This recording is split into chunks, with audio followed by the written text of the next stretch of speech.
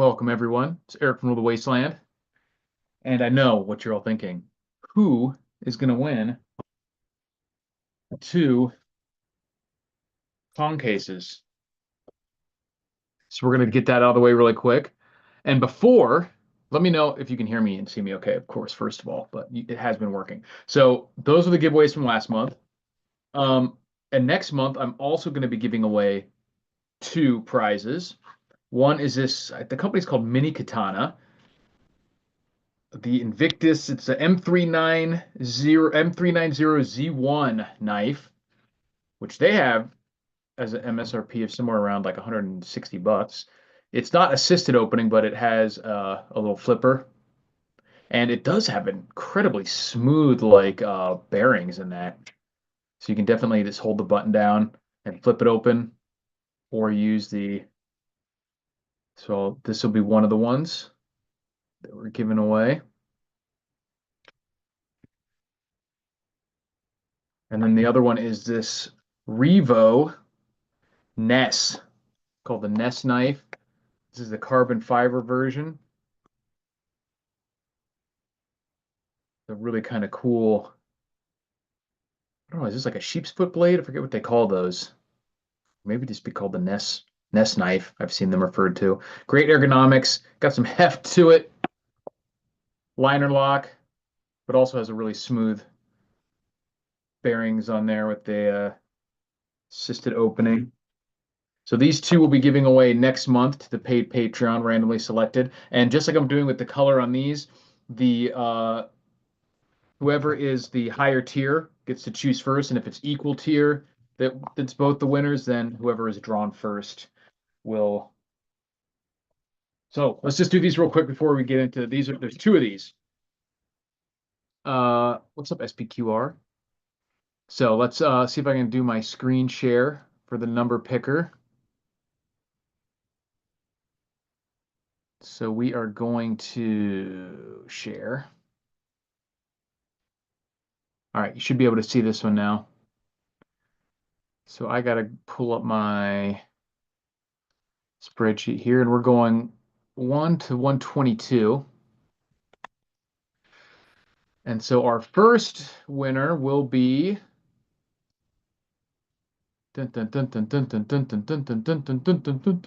roll.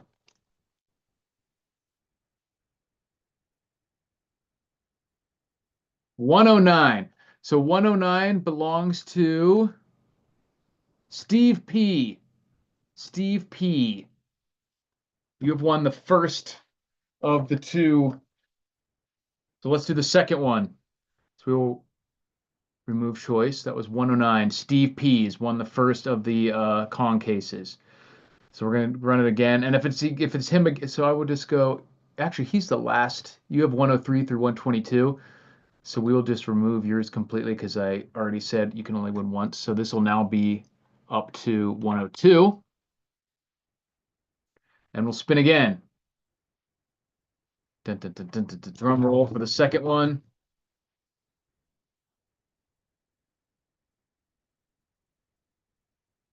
12. So that's Ed. He's got 1 through 20. So Ed M, you have won the second Kong case. So congratulations, guys. Steve P, you get one, and Ed M, you get one. And I think you guys are, yeah, both in the same tier. So Steve P will get first choice on color just because I drew him first. So as I showed you before, we got like the dark kind of olive, and we got the hypercolor, almost like a safety green, yellow, whatever. So just message me on rulethewasteland@gmail.com or on the Patreon, and those will be the you'll get the free stuff. So now that's out of the way, and like I said, next month we got two knives that we're giving away, and I'll mention them in all my live streams from here on out. So make sure you guys are signed up. These will be a hell of a lot easier to ship than those big honking things, but those should be pretty useful. They're like Pelican cases basically. So cool stuff. So let's let the good times roll. Congratulations, Steve P and Ed. Hope everyone had a memorable night. Of course, of course. We're it's so crazy all the stuff that's happening. I am, like I said, I don't like to make this show 100% about politics, but that's what everyone is talking about right now, and it relates a lot to preparedness, especially when you consider how it's so intertwined with geopolitics, economics, you know, possible World War III, domestic civil unrest, and all that kind of stuff. So it's kind of impossible to remove politics from trying to figure out what's going to be relevant for preparedness purposes. But I'll try to stick in as much. I know not all you guys agree with me on politics. That's fine. But what I'm trying to do here is be somewhat predictive, not necessarily just talk about what's good and bad. Although I'm not the type of person to shy away from telling you guys what I think. You don't have to agree with me. Whatever. I've been wrong about plenty. We'll continue to be wrong about plenty. But we still. Oh, did you see my goofy? I got this out of a storage unit. Yes, I washed it. I keep all sorts of garbage and also sell all sorts of garbage and make money. It's the only thing you can do in this crazy economy. Speaking of the, maybe I've got a disease from the storage unit. But speaking of this economy, this isn't Biden's economy anymore. We already are seeing people lose their minds over these tariff implementations.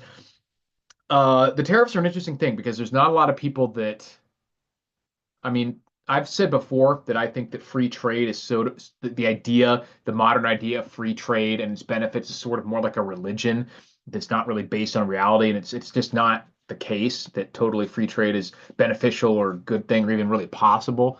And tariffs can be beneficial for countries with a massive trade deficit potentially, but I do think that it's being done for more specific purposes than just revenue generation, looking to replace the income tax and things like that. Although that would be awesome. Um, the country used to do that. We used to have the federal government revenue generated almost completely by tariffs and excise taxes before the income tax even existed. And while that, of course, does cause prices of some things to go up, um, you can't have it both ways. You know what I mean? As much as it would be a glorious idea to think of living in a country where there's no kind of taxes, having the ones not immediately taken out of your income. And the whole income tax system causes such an absolute like misallocation of resources, malinvestment. Just think of how many weird things people do, like to cause tax loss harvesting and to categorize different things. And they do something because it's a write-off versus the way that they would do it just because of max efficiency or max profitability or anything. And as far as average people who are just W-2 earners, you have to make all these decisions about your money post tax. It affects investments. So it's just really not that good, I don't think. Income tax overall is just bad. And it's so complex too that there's a huge cost associated just with compliance that is just taking money straight out of the economy. When do you think the prices will rise due to tariffs? I mean, I'm sure we've seen some things rise already just due to the threat of tariffs, the so-called, jawboning or credible threats, but they actually have and do. So it'll be immediate. I mean, all that stuff that isn't already in storage facilities and warehouses here in the US, it's not coming over without costing an extra 10 to 25% more. So I think the prices will be immediate. You'll see some things prices that they won't necessarily apply. People have been talking a lot about gold and silver. From what I can tell, the tariffs are going to apply to at least some of the gold and silver from some countries. I think Canada specifically, so like Canadian maple leafs and stuff might be more. But at the same time, the Canadian dollar just tanked, so that might actually help from our perspective offset some of that. But who knows? I do think, like I've said before, that although obviously it was not a bluff, I do think it was a game of chicken for the most part. And from the weeping and gnashing of teeth that we're seeing from all these other countries, it's not hard to see who has the upper hand, regardless of what you think is going to be the final impact of who it's worse for, who it's better for. They certainly are acting like it's worse for them, and that puts us in a powerful position in terms of negotiating of all kinds. So will these tariffs last for a long time? I don't know. It's probably not good if they do if we don't also eliminate income tax or something like that. Because that's usually what happens is taxes and costs get added on, and then with the promise of savings other places, and that just never materializes. But the craziest thing about all of these things that are happening, all the tariffs, all the immigration enforcement, the just absolute, they're just like Elon Musk has rammed a spotlight up the ass of a lot of these agencies that are just, I don't even want to say hemorrhaging money because that's like an accident. They're just looting. It's not even like corruption. It's straight up looting of these federal agencies through NGOs and actual just payments of all kinds. This crazy, crazy stuff. You even seen Zelensky come out and say, we only got 75 or so of the 150 to 200 billion that supposedly got here. And interesting that this just comes out now. He didn't care if they were only getting half of the money that was being sent as long as it kept being sent. He didn't say this as soon as the money was announced and then, a few weeks later, guys, we only got 50 of that 100 billion. What's going on? Because as long as it was still, he knew that it was going back. He knew that they were kickoff. He probably looted some of it himself. But it wasn't his wife caught with like a bunch of Bugattis and stuff, like millions of dollars worth of cars. Like it was just being looted in every direction. Absolute shameless, not even hidden corruption and criminality. And the one interesting thing that I've seen that people don't understand what's happening, I think. Like even Canadian Prepper came out and said that it seems like the media and everything are not attacking him like Trump over all this, and so that they must want this to happen or they agree with him to some extent. And no, what you're seeing is he is lapping the news cycle by completely spamming them with just speed and ferocity of all these actions. He has literally, and I mean literally, done more and taken more decisive action in the first few days of his presidency than we've seen in entire administrations before, and they can't keep up. They're used to spending an entire news cycle of at least several days, if not a week or two, on any one of these things. And you could have like Elon Musk's goofy salute, like the Elon Musk Nazi salute or whatever, and that would be like a whole news cycle. And then one of these ICE enforcement actions would be another one, and then the tariff, and then hundreds and hundreds of these executive orders undoing all sorts of foolishness, and so they literally just can't keep up, and they don't even know where to focus their fire. So I think they're just in disarray, and they don't even have a coherent plan as to like what the best form of attack is. And by the time they try to get everyone outraged about one thing, then he's doing something else. So they have to choose because there, as much as it may not seem like it, there is still a limit to the amount of like rage and focus that can be applied with the traditional news cycle, and he's outpacing it. So I think that's what we're seeing here, and it's absolutely necessary. And I don't relish the idea of every new administration coming in and immediately undoing everything that the last one did with executive orders, and then the same thing happening again in 4 years. But like I was telling a friend of mine, that's the only real option is to maximize your power when you have it and just show them like you don't want to play this game because we're going to do the exact same thing times 10 and crush you, and then you have to get both sides to agree to, all right, this isn't going to work, let's just quit playing, basically like the slap or like the what is it, Dana White slap fest. That's basically what it's become. Like if we're just going to slap back and forth harder until someone gets completely obliterated, and both people need to realize that this game isn't going to work and back off. But the one thing you cannot do is to stand there and take slaps, and then when it's your turn, say, "I'm better than you. I'm not going to slap." Now that we're in power, because they're just going to sit back and wait, and then have twice as long to prepare, and or have as long time to prepare and slap you back twice as hard until you're gone. So the only thing you can do is take maximum advantage of the system as it is and force it to either, be permanent, like enshrining voter protection laws and stuff like this, getting rid of so many of this fraud, and then hopefully simultaneously get them to say, yeah, yeah, this system isn't working for us. Let's make it so that the executive branch just doesn't have all these power, and that 100%, let's do that. Gold and silver strong like silverbacks that we are. Exactly. We all know one thing that regardless of what they do on paper, regardless of what papers the president's pen touches, what proclamations these fools make, that it all comes down to the allocation of the Earth's scarce resources, like some of the oldest elements in the universe, forged in the heart of dying stars. You know what I'm saying? Gotta have it. And we're seeing the price. I just wish that it would go down because I don't have enough. I want a life-size sculpture of myself in gold before all said and done. Probably not going to happen. I'm a few thousand ounces off, I think. Let me figure that out. How many let's say I weigh, I'm not off as skinny as I was. So let's say I'm back up to 165. So we get 165 pounds times 16 ounces. No, wait, sorry, 165 pounds divided by there's 14.5 troy ounces in every avoirdupois pound, right? So 165 times 14.5, I would need 20, basically 2393, 2393 ounces. If I'm doing my math right. 2393 times, what are we at max right now? 28? 20, yeah, 2792. We'll go 28. 2393 times 2800. It's going to be a few million bucks. Wow, that's not too bad. Did I do that math right? Someone back me up on that. It says I would need, by my napkin calculations here, that I would only need 6,700,000 to make. It wouldn't actually. That's what I'm messing up. That would be my weight in gold. It wouldn't be life size because gold is a lot more dense than me. So it would probably barely be like the size of my foot. But it would be my weight in gold. But it wouldn't be life size sculpture.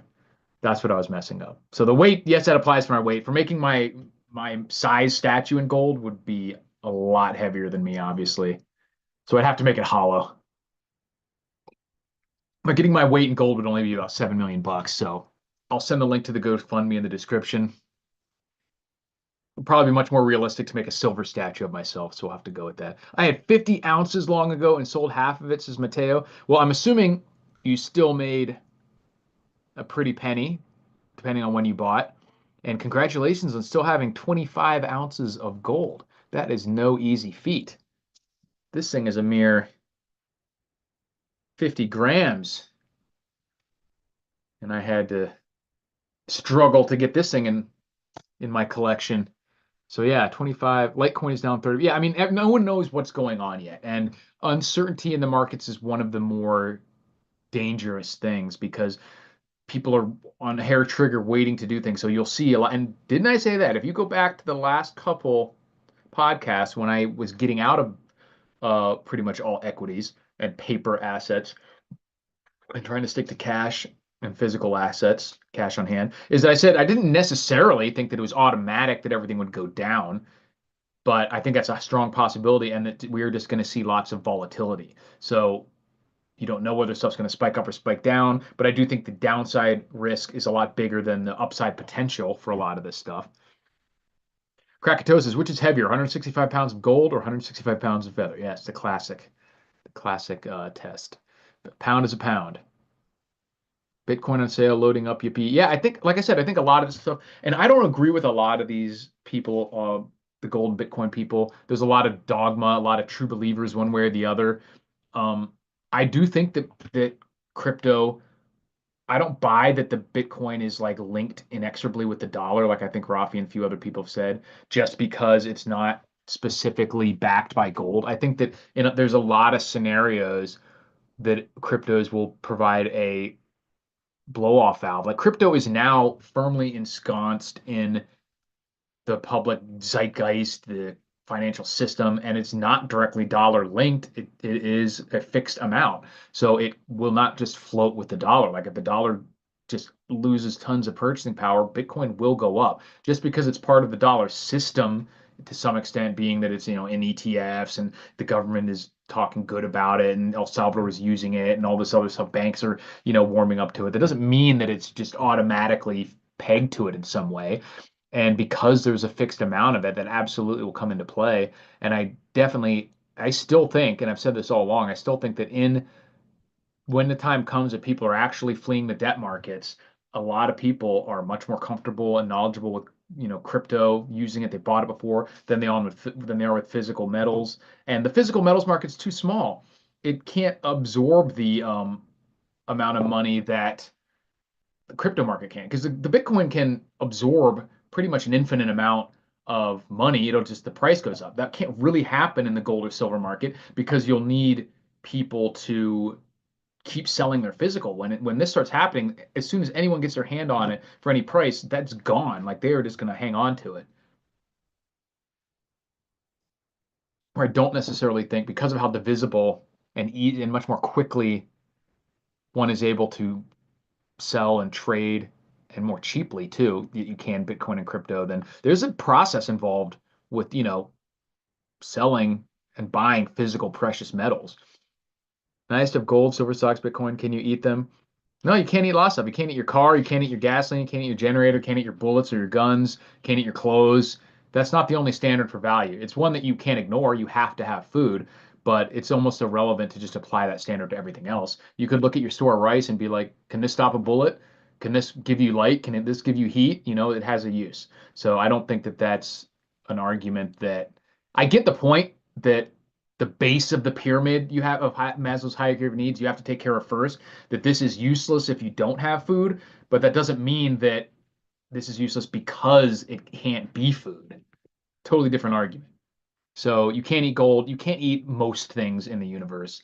Um, so that's just not really a relevant argument. Now, like I said, if you're arguing that you better have your food taken care of before you worry about storing extra wealth, then I will agree with you on that.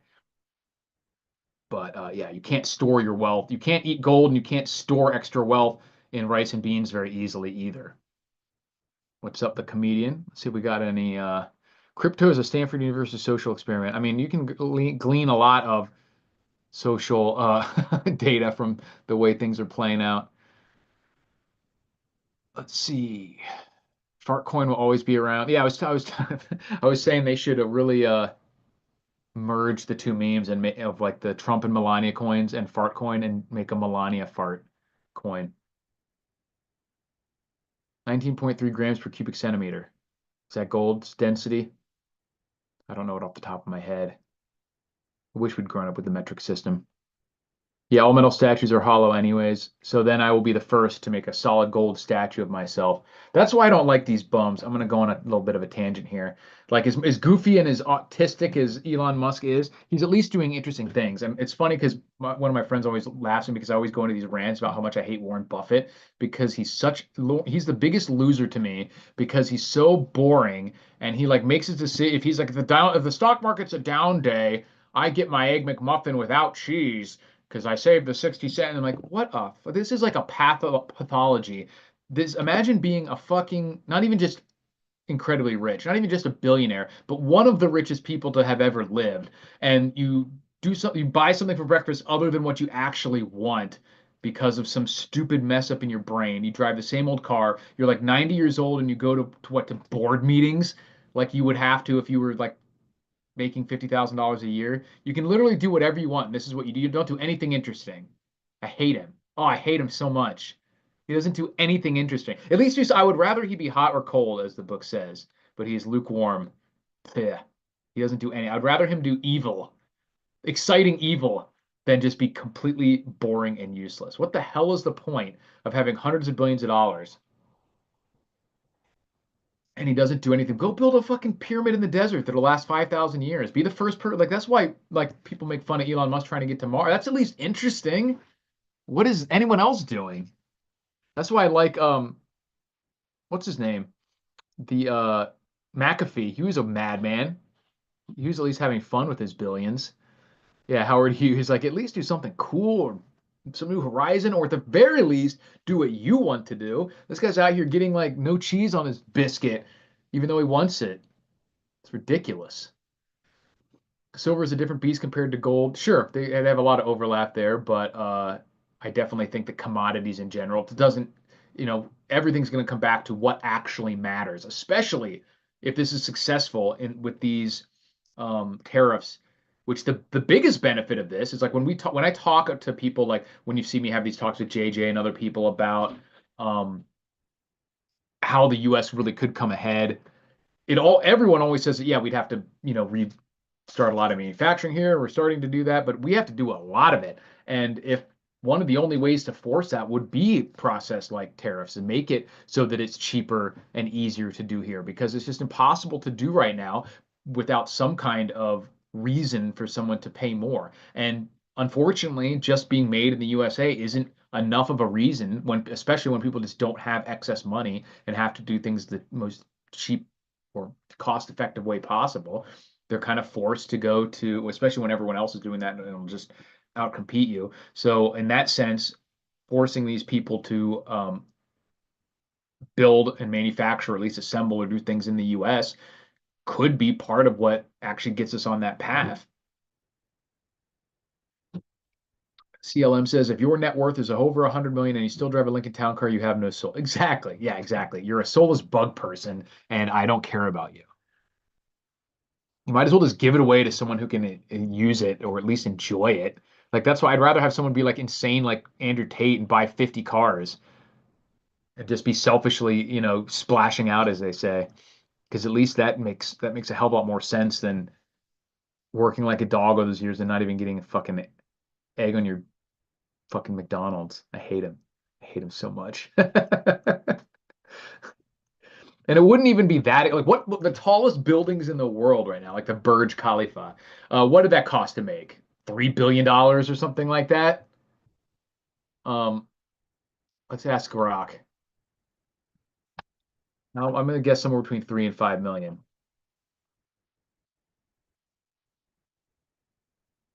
Let's test it. How much did the Burj Khalifa cost?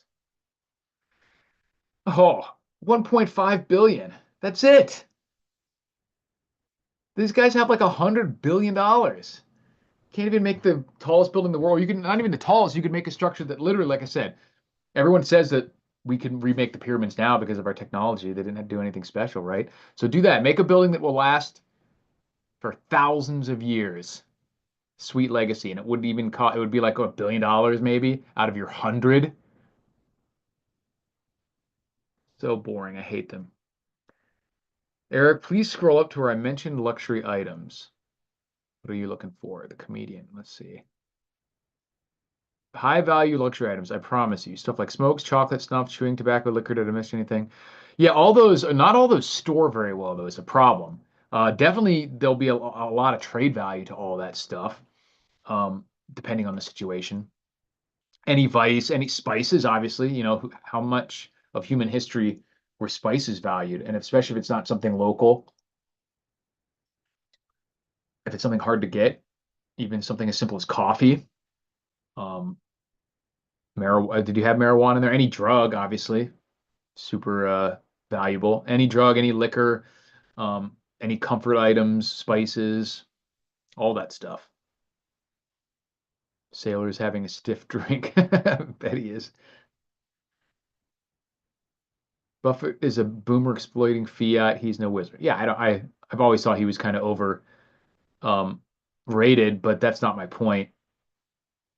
Lots of people get a bunch of money just by complete accident, kind of, but at least they'd have fun with it or do something interesting. My point is that he just has this ability to do either incredibly lasting and important thing, like that guy Brian Johnson. That guy's a weirdo. He's like some kind of modern day Nosferatu, but that he's doing interesting things, trying to live forever that could actually help a lot of people in the future. He's at least expanding the horizons of human knowledge, using himself as a guinea pig to try and see if people can live forever or at least last a lot longer. That's awesome. More power to him. I love that he's doing that. That's interesting. So, yeah, good blankets, long-lasting clothes. Anything that's either hard or difficult to make is obviously up there for trading items. The problem with clothing, like blankets are good, but stuff like shoes, it's just so specific as a size. Kills me, Molson beer is going up. Molson's not some high-end beer. I'm sure you can replace that. I just threw away a bag of 2-year-old unopened whole bean organic coffee. The oils go rancid. Yeah, you can't store coffee beans for very long. If you want to store coffee, you have to either go with instant, which is freeze dried, or I've heard people talk about the raw beans that they can you can then roast them yourself. That the raw beans can store a lot longer. They won't necessarily go rancid as quickly, and then you can roast them yourself. But for prepping purposes, freeze dried is the best bet. Or growing your own. If you're somewhere where you can grow your own coffee beans, that's an option. That's a lot of work to grow and harvest and roast and everything, but certainly an option. But for normal preparedness purposes, freeze dried. And if you're a real coffee snob, maybe that's not going to cut it for you, but better than rancid coffee. So freeze dried coffee is already cooked, brewed, and then they spray it through the air and basically freeze dry that mist. So it's already made coffee that you're just mixing back into water, and it'll last basically indefinitely. And get some powdered milk or something if it's the taste not too liking, and then you can make it taste a little better. Yeah, the instant coffee. South Florida, what's up? Says, do you know how much of our dairy is exported to Canada? I don't. I know that we waste a lot of our dairy, though. I imagine we export quite a bit of agriculture to Canada. I know they get a lot of stuff from California, specifically things that they can't grow up there or certainly not grow in season. Same with the rest of the United States. Um, my grandpa would only drink instant coffee. Yeah, it's easy for sure. Uh, but it depends. Like I said, if you're a real coffee snob, you might not like it, but I'm sure you're gonna think it's better than not having coffee. And so definitely grab you a few cans of that for sure. A lot of imported stuff. Buffett should be investing in fishing kits, absolutely, because then he would have, if he got the Rule the Wasteland Survival Fishing Kit, this is the micro, fits in the palm of your hand. Then sorry, the camera's over here. Then he would have the full shit hit the fan survival guarantee, where if you buy either the micro or the deluxe fishing kit, you're given 100% apocalypse survival guarantee. Whereas if you die during the apocalypse, you get your money back. Can't beat that. We can buy coffee from Italy. Yeah, we can buy coffee from a lot of places. Um, but we're putting tariffs on most of them, so a lot of it's going to go up. But the interesting thing, for those of you who didn't see the details, is one of the major loopholes that they were trying to close with tariffs is that they had this what was called a de minimis or a de minimi, I forget how it's pronounced, rules, which made sense at the time for a while. Whereas if you had a very small shipment under a certain dollar value, I think it started at like $200, that you didn't have to go through all the normal customs reporting and payments. So the idea being like if you went to Italy and you bought some of their coffee or you bought some olives or a whatever tchotchkes or just small amounts of things, you could just ship that back and not have to go through the whole rigmarole of customs enforcement and duties and everything for personal stuff or really small commercial shipments. But all these big companies like Shein and Temu and AliExpress and all that stuff, and even Alibaba, they were abusing that because first they lobbied to get that up to $800. And then so many of these shipments would be under $800, and they would say, "Oh, it's a de minimis; it doesn't count for." But then what they would do is they would collect them all and be like, "This is just a bunch of these small shipments," and then fill a container and send it pretty much like they would anything else. They were just all sold direct to consumer. So instead of shipping everything over and then selling it here, they would sell it directly on their website and then ship it all at once. Once a week they make a container of all their, probably once a day, 5 times a day, but you get the picture. They clump these together and do just as much shipping as they would have, just as much quantities as they would have, but because these are individual purchases, they would slip through the cracks and be considered under this de minimis threshold. And thus it is a scam pretty much. Not only is their stuff all garbage, but it's a scam in that sense too. And so they would evade a lot of the customs checks and enforcements and fees. So part of that is, the revenue is not being generated. It makes it even harder to compete because they're evading the already whatever customs and enforcement we have. And also it allows them to get chemicals and drugs and who knows what else into the country undetected too. It says Trump should have made the tariffs on China 25% as well, not 10%. Yeah, I think the reason for that is, like I said, so much more. Most of them it was closing that loophole, and also so much more comes from China that really would jack up our prices pretty quick if they did like an instant 25% cost on tariff. I think they're giving a little bit just to let them back down because it's already going to have quite an effect. Vegan, do you have a vegan version of the fishing kit? Yeah, you just don't eat the fish that you catch. You can eat the rubber lures in here instead. Uh, but just for the sake of arguments, I don't think anything in here is made with animal products. We got some metals, some rubber little lures and whatnot. I don't have any actual bait, so I can have a good shelf life of these kits and I don't have anything rot or something. So you can chew on anything in here, catch the fish, and then trade them with your people. Get them to go collect berries while you sit on the shore fishing, I guess, and trade with them, however you want to work it. Plan on fishing in the produce section. Yeah. I mean, half the time I go fishing, all I pull up is a big glob of seaweed and vegetation. So maybe that's what he's thinking about doing. Like, oh, I got something. Bunch of moss. Although I did, and I was in a lake in the northern part of the country, and I actually caught some fish with this, with my survival fishing kit. It was pretty fun. So I could have eaten that for sure. Lead weights, yeah, are those anti-vegan? Fill you up. So what else you guys got?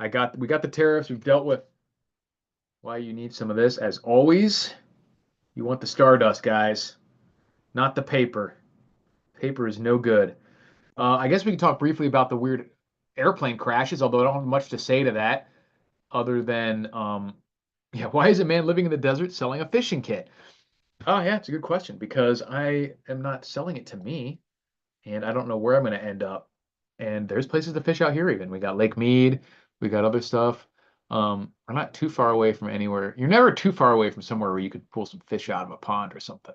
I'm a mere couple miles away from some of these places.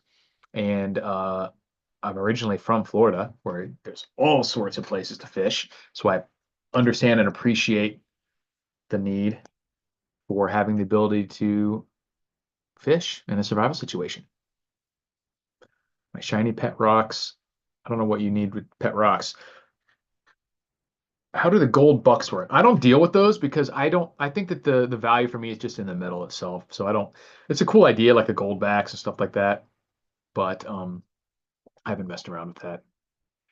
Our read topics. So in regards to topics, seeing multiple immigration street and highway takeovers across the nation today only going to get worse. Yeah, let's talk about that for a minute. So I've always been under the impression that I was a little bit skeptical about how quickly and aggressively they were going to start actually enforcing these immigration, and actual deportations, and they seem to be going right at it, which is necessary. I think it's been very underestimated, and I think these types of protests and outrage is showing that the numbers of illegal immigrants in the U.S. I think is even the crazy number that we've heard are wildly underestimating the actual number. I think there's insane amounts of illegal immigrants here, and why wouldn't that be the case when it was completely uncontrolled, literally paying people to come over and whatnot? But my contention was always that we didn't really need to do aggressive enforcement if we controlled employment and benefits, driver's licenses, housing, all that stuff. They would just wouldn't be possible and like physically control the border, obviously. But they're not doing themselves any favor. And it would for all the people who like I get no joy. I totally empathize with people. If I was living in one of these shithole countries, I would try to come to a better one as well. And but that doesn't mean that us in the U.S. just have to give our everything we have away to the rest of the world at the expense of our own ourselves, our own family, our own countrymen, etc. Every country should be, every person and family should be concerned about themselves and their family first, and their community, then their country, etc. And that doesn't mean you have to be cruel or have to, laugh and think it's funny that people are having to leave the place where they've lived for many years or whatever. But it's not our fault. It's like we didn't cause this to happen. Like we didn't make anyone come here illegally. We're not the ones who paid them to do this. And yeah, so it's definitely not a good situation. But we've allowed ourselves to get put in a situation where there are no pleasant outcomes. But this is the necessary one. And the interesting thing about these huge protests is that they're so rage-filled and hateful towards the U.S. It would be a totally different argument if they were waving American flags and saying, "We're American too." Like, I don't agree with that argument. I've talked about this before about how there is culture, there is nations, and there is countries, and there's a lot of overlap, but they're not always the same thing. But it would be a totally different story if they were saying, "Hey, we love America. We want to stay here. We're Americans too. I've lived here my whole life." But they're no. Is that what they're doing? No. They're coming out. They're waving Mexican flags. They're saying like La Raza. They're saying "Make America Mexico again." They're saying "Fuck America" and all this other stuff. And then they get mad but they're angry about being sent back to this country that, for all practical intents and purposes, it certainly appears they care about a lot more than the U.S. So it's definitely um, be careful what you wish for kind of thing on their part. But I think it's opening a lot of eyes too. They're clogging up just how many people are here that are not citizens and how they really feel about the country that is Supposedly so much better that they don't want to go back. Let's see what he said. My next YouTube video says, going to research at 67. 5 prepping items that I will take to a deserted island. A Mora Garberg, a Gorilla Ferro Rod, Pathfinder's water bottle, USMC poncho, and a Rule the Wasteland fishing kit. Awesome, man. I appreciate it. Doesn't sound like a bad list at all. Assuming the is that Pathfinder bottle can it do? I would if I was a deserted island, I would want to take something that could distill seawater probably. Depends on the island. If it was like a really tropical island with waterfalls and stuff, then you just need a regular filter. But I think I would take a pot, just like a big fucking cast iron pot or a stock pot or something. Sebastian, what's up, Enrique? He says, my parents were immigrants, but they put in effort to gain their citizenship. Not doing so is a slap in the face. Obviously, it's an insult to all the people who went through the entire process correctly. And like I said, I don't think that any country needs to be 100% teetotaling against immigration. I think that there's always a threshold, a percentage wise, at above which it's transformative in some way. And whether or not you think that's good or bad depends on whether you like the host nation more or less and want it to be changed. But it does change from immigration. So there's immigration isn't something, it's always going to be present, not necessarily a bad thing. But I do think that if you want to maintain any country the way it is, that you have to limit it to a certain percentage, which I don't know what that is, but it's certainly going to be pretty small. And yeah, it's definitely a slap to the face to any of the people who spent the time, the money, and actually, like I said, actually do like America, support it, fly the American flag, don't necessarily think of themselves primarily as something else, you know? So it's, yeah, there's a lot of conflict between those groups as well. And like I said, it's not always going to be clean and easy to define these things in the modern world because of the the way things have gone about. If you take a country like Japan, they have a like a race or an ethnicity, they have a culture, and they have a state or a country, like citizenship. And in somewhere like Japan, those circles almost overlap completely. Like there are some people who are citizens of Japan and who have the culture but are not ethnically Japanese, but not that many. There are some people in the world who may be 100% ethnically Japanese and have some of that and have the Japanese culture but not be citizens, but there's not that many of them. And there may be some people in Japan, not very many though, who are don't have the culture, don't have the ethnicity, and also don't have citizenship. There's very few of those. So, and then in a country like the US, those circles are very far apart. There's multiple ethnicities. Most of those have somewhat of their own culture. Some of them don't even have the state element or like this actual citizenship. So it's just, and that causes conflict. And you don't have to think that any one of those is even better than the other. Obviously, most human beings will prefer one culture to another just because of your personal idiosyncrasies and likes, like just the way some people prefer other cities. Like cities have vibes. I really love the vibes of Las Vegas. It fits with my personality well. The things I enjoy and the things I dislike match up really well. There's other cities that are not like that. And I'm talking about cities in the US, and those are elements of culture as well. And so, and all those things expanded writ large are caused because of the people that are there and the little things over time. How's poker playing going? Says Greg. It went extremely well this month. I got beat up in December, so I was glad to start off this year with a great month. So appreciate that. Hopefully that will continue into the rest of the year. Let me go back and read some more of these comments. It's disgusting what they're doing to us. I agree. And like I said, it would be a totally different story if some of these people were even apologetic about it and said like realize like, hey, I know I'm here because I want a better life. I love America, but it's almost like they're more hateful about it and act owed, and it's like, well, you can just fuck right off then. Mateo, last time I looked about, the comedian says, last time I looked about 2 weeks ago, silver spot price was 30. It's still right about $30 an ounce, but you have to watch out because the spot price won't tell the true story. You have to go look at the prices. Go on to AppMex or your local coin shop and look at what it actually costs to buy a silver eagle, because a lot of times they will, the premiums just spike because the spot prices are set by the COMEX and all these ETFs and don't always reflect the price that it takes to get an actual ounce of the stuff in your hand.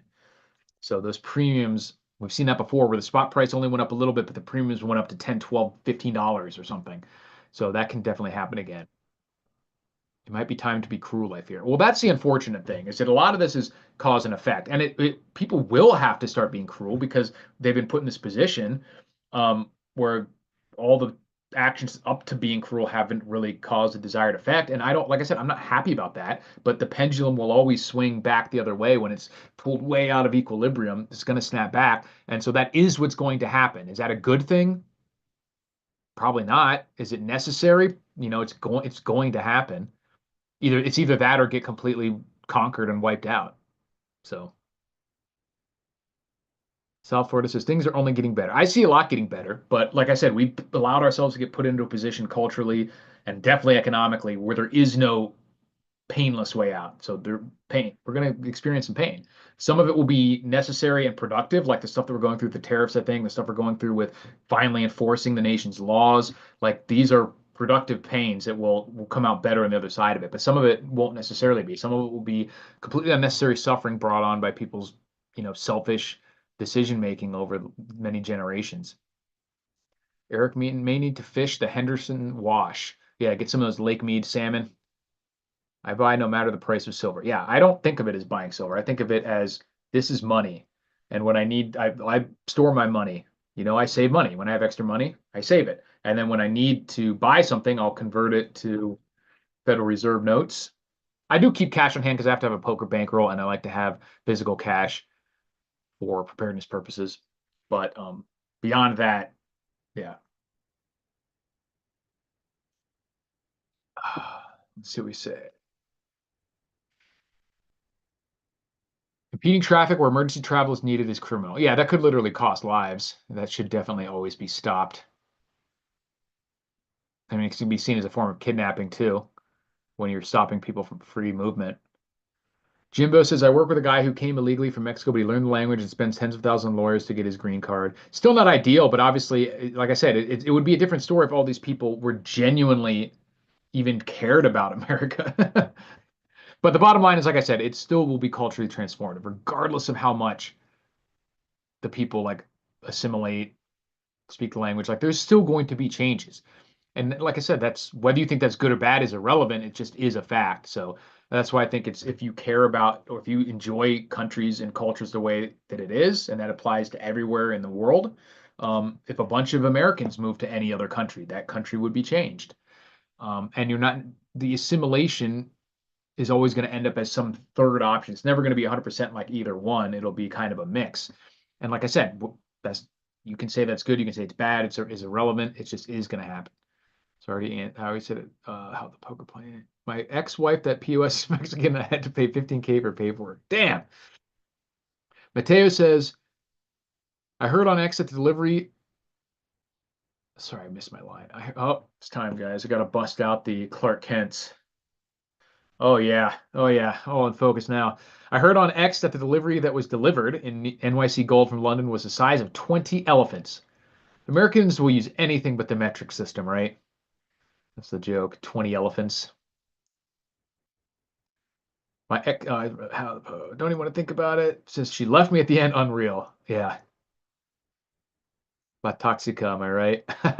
If Jenna Ortega parks in driveway, you question everyone, everything, and everyone. I don't find her. She has kind of a weird face. For me, it's the young Salma Hayek, the Yannick Garcias,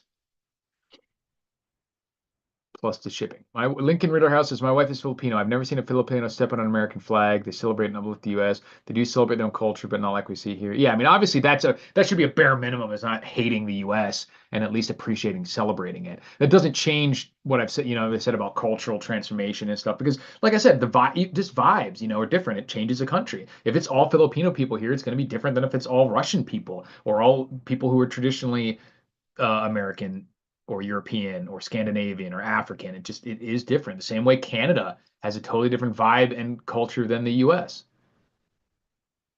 No more trifecta collabs. Honestly, I just need to contact those guys. I've been so lazy about it that I need to. We're definitely it's not off the table. I'm still on good terms with those guys. No issues with that. It's all issues with me just getting in touch with them before I get on the air. How much are goldbacks going from there? I don't know. I don't track the goldbacks.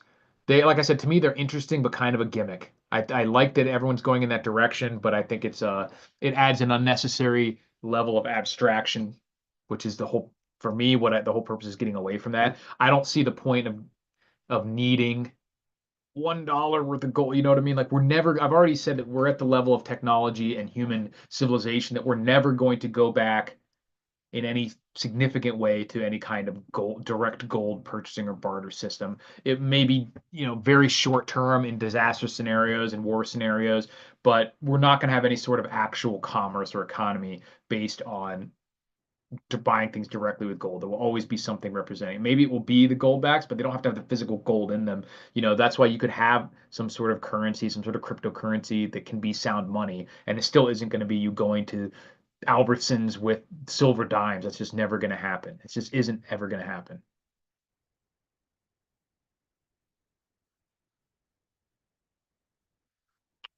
Who is the president of the United States? That guy from Death Valley days, John Wayne. Mild-mannered media reporter by day, prepper by night. Now that woman, what's her name with the arc stock? Kathy, Kath, Kathy, fuck, what's her name? It is Kathy. Oh, you said Kathy. Yeah, I can look it up. Arc, I know her name. It's right on the tip of my tongue. Arc Investment, Kathy.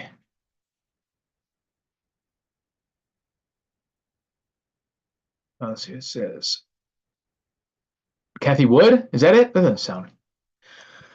SPQR says one of the biggest problems I see is how super top heavy we are with the national and global food system. Nearly zero local food system that could absorb a top heavy collapse.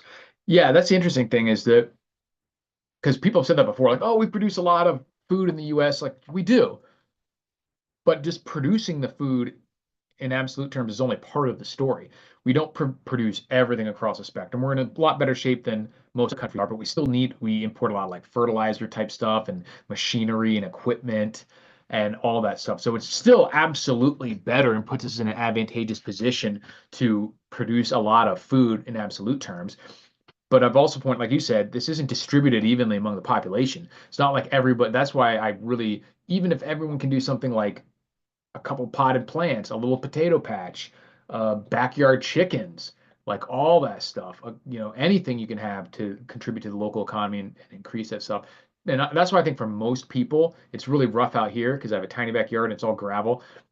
But so I'm really not growing anything right now. But I always did back in Florida and just some trees. If you have any amount of space, plant a productive fruit tree or nut tree, and you'll be surprised.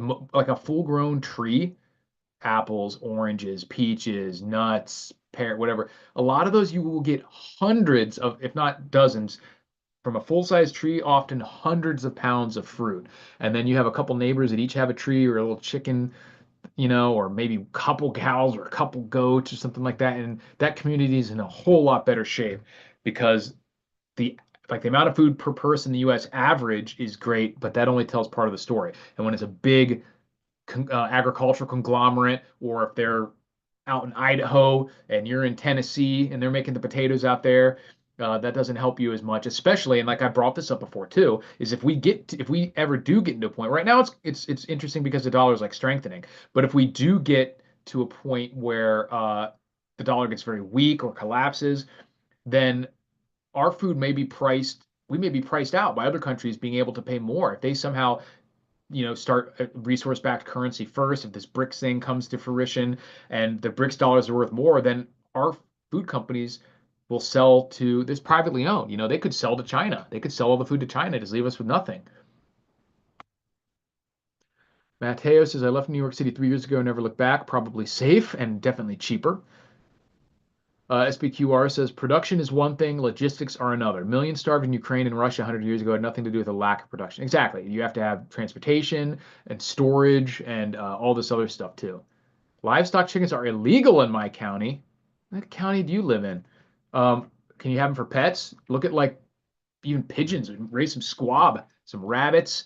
But at the very least, you could, like I said, if you have any sort of land, you could have some trees, some citrus, some apples. Nut trees produce a ton, and potatoes and sweet potatoes, and even the true yams grow.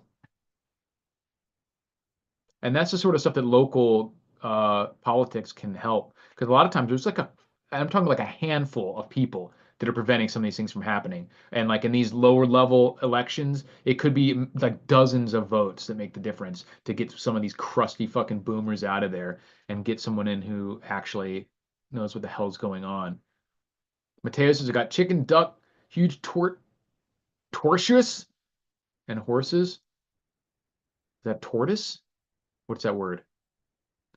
This huge cranes hang out all day, and I got the lake in the back. I got a guy. It's awesome, man. You sound well set up. CLM says we've outsourced everything in the name of Moloch. We are a hollow nation. The rug pull will be catastrophic. Yeah, it's certainly shaping up that way, but that's why what the stuff that Trump is doing, if it causes a really sudden reinvestment of manufacturing and stuff in the U.S., it might be the only thing that actually saves us. Yeah, it's going to make some stuff more expensive. Gregory Thompson, John Kohler. Yeah, John Kohler, growingyourgreens.com. He always talks like this. Eats a lot of greens. Grows lots of food in Vegas. Growing Your Greens YouTube. Yeah, he's great. He has a lot more space, and you definitely can grow out here. You need the water, you need the shade, but it even can be done out here in the desert. Where did SBQR miss when he said something about prickly pears? Um, Eric, serious question. Do you think goldbacks are a bad investment? No. In terms of like, will you lose money on them? Probably not. I just don't think that it's necessary to pay that. You're paying a premium for the extra capabilities that they have to potentially function as like an actual currency, which I think is unnecessary. I think, especially for small amounts of gold, like it can't be a bad idea to have some around, but the amount of actual gold that you would get buying in gold back versus just buying some rounds or some bars, it's not even close. So get some. But if you had $1,000 to spend on gold, a couple $1,000, sure, get gold backs. If you have $50,000, $100,000 that you can afford to put in that, don't put it all in those. Get as much of the stuff as you physically can. And the best way, I think the safest way, I bought and sold a lot, and selling it, it's not hard as long as these big operations like APMEX and the refineries are up and running. It's really not any harder to sell bars than it is to even the big ones. But locally, person to person, local coin shops, pawn shops, the easiest stuff to sell across the board is either the junk silver and the sovereign stuff. So the U.S. Mint, the Canadian Mint, the Maple Leaves, that sort of stuff. So either the U.S. coinage, 365 stuff, or the Silver Eagles, Gold Buffaloes, Canadian Maple Leaves, the Krugerrands, all that stuff, just the sovereign stuff, but especially sovereign stuff of your country. So Silver Eagles, Gold Buffaloes. So if you're really concerned about finding a buyer for it, that sort of thing, just stick with the sovereign stuff. That's the best bet. Jimbo's a spot on impression here. Yeah, his videos we even talked about him way back when I interviewed David the Good back in Alachua years ago. We were talking about John Kohler from Growing Your Greens. I don't think you should stack greenbacks or goldbacks. Yeah, I agree. I don't think you should stack them. Fact, says SBQR, it is generally illegal to sell meat, milk, and eggs direct to buyers without absurd permits and regulations. Yeah, it's insane. Hopefully, RFK Jr. will get in and undo some of that nonsense. We can pray. But in the meantime, that's if you do it officially. If you get a good setup with your community and you have some people directly trading, you're probably going to be able to get away with it. But if you set up a website and you're like, so and so farms, you can buy our organically raised sheep meat, then you're probably going to get the Gestapo at your door, unfortunately. So much for a free country, right? I'd rather buy physical. Hell yeah. You know my stance. Stardust. Those properties have no equal. How long have you been doing YouTube videos? 10 plus years? Do you do it for the money or you just like doing it? I think my first YouTube video is 2009. It has been 15 years almost. And it certainly was not for the money when I started. That wasn't even really a thing, monetization. Shortly after I started, you could apply for monetization per video. A video would have to already start doing really well, and then you could say, hey, monetize this. And then it took a few years before channels could get monetized. If you get enough videos that were monetized, then the channel could get monetized. And not long after that, it was lucrative to the point where when I had 20,000, 25,000 subscribers, I was making like anywhere between like $900 and $1,200 a month. And even with that, but then there was like what they call the adpocalypse, killed it. I admittedly do not make enough content these days, but at this point, there's many months that I don't even make $100 from YouTube ad revenue, so it's basically nothing now. So I definitely didn't get into it for the money. Overall, I think if I look at my statistics for the past 15 years, I've made like $60,000 off of YouTube, which is like, hey, that's awesome. But spread out over 15 years, that's really not that much. But I'm not complaining. It's just it is what it is. But I need to make more content because right now it got after the apocalypse, the amount of money, it was hard to make any money. Views weren't that hard to get, but they just didn't pay out at all. Now they've kind of adjusted it to where it's not that the actual amount of dollars, like per thousand views, is pretty good. It's back up to overall, I think it's like $4 to $6 per thousand views. But it's really hard to get views these days because their algorithm is just brutal and very it'll write you off if you're not in their good kid club. You just don't get any views. So I got 10, maybe even 100 times more views with half as many subscribers as I do now. Let's see what else we said. SBQR says David the Good said he would be happy to come on your live stream if you ask. Fuck yeah, I will ask him relatively soon. I mean, we need to catch up. He's been killing it, man. Because we even talked about how he back then, and he showed you how it's done. Because go check on his channel. I think he had far fewer subscribers than me when we started. Not when we started, but when we did that interview. He's just been consistent, chugging along, making videos the entire time. And now he has a lot of subscribers. He may have like 300K now or something, I think. And so that's what you have to do. So it's a lot of it's my own fault for not being consistent. But yeah, his stuff is great. So go check him out. Lots of good books. So I will definitely contact him about being on a live stream.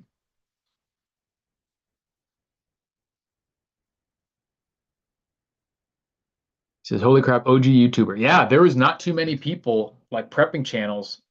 Some of the only ones that are still around.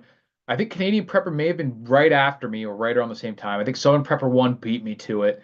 And I can't really think of too many other big ones that I know off the top of my head. There were ones there, but they're not still around. So of the ones that are still around, there's a handful. Like I said, I think Canadian Prepper was within months of me one way or the other. Um, I think no more than a year apart from when we started. Southern Pepper 1, like I said, I think he has me beat. But yeah. Oh, gee, what can I say? He says, Eric, if you ain't doing for fun entertainment, what good is it? Exactly. The rule number one is always look cool doing it and have fun, just like the gun safety rules, right? Mateo says, I made crap because I don't make content. We have similar problems. But yeah, I appreciate you guys watching. Remember to jump on the Patreon for next anyone who signs up this month. We're going to be giving away these two knives, the Revo Ness carbon fiber and the Mini Katana M390 steel Z1. So two winners.